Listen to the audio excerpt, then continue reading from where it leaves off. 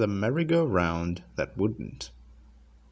One fine summer morning, Percy the small engine was waiting to start work when he heard a magical sound. It was very faint and far off, but he definitely heard it. I wonder what it is, he thought to himself. There it is again! Edward the blue engine, who was already hard at work taking empty trucks from the yard to the china clay pits, smiled kindly. Don't you remember from last year, Percy? He asked. It's the fun fair.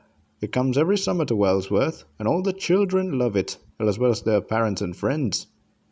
Percy could hardly contain his excitement, and kept giving little peep, peep, peep, peep as he trundled about his duties.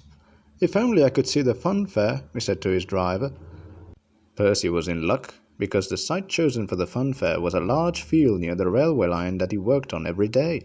The field was full of brightly coloured caravans and painted signs, and people hustling and bustling about their business, setting up the fun fair ready for the customers that evening. Each time Percy passed, another colourful fair ride had appeared. He saved up the news to tell Trevor the traction engine, who was dozing in the sun outside a barn further along the track. Now there's a great big thing with lights all over it, Percy chattered, and it's got horses and cars and an aeroplane and an engine that looks just like me. Trevor smiled. That sounds like the merry-go-round, Percy, he said.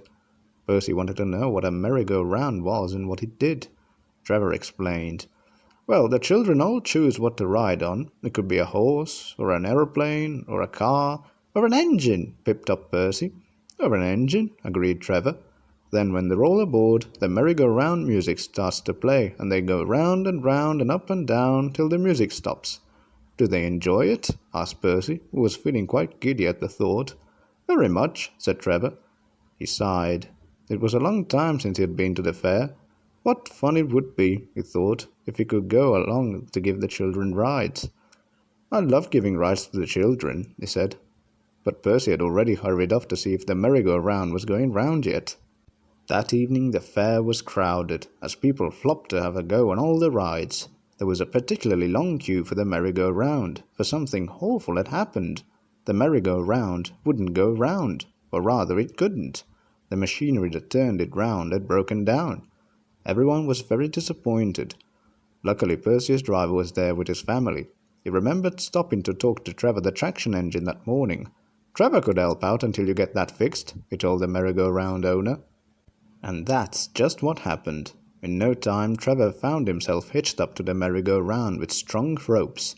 Round and round went Trevor, pulling the merry-go-round and all its passengers round and round after him. He did enjoy himself, and he didn't feel the least bit dizzy.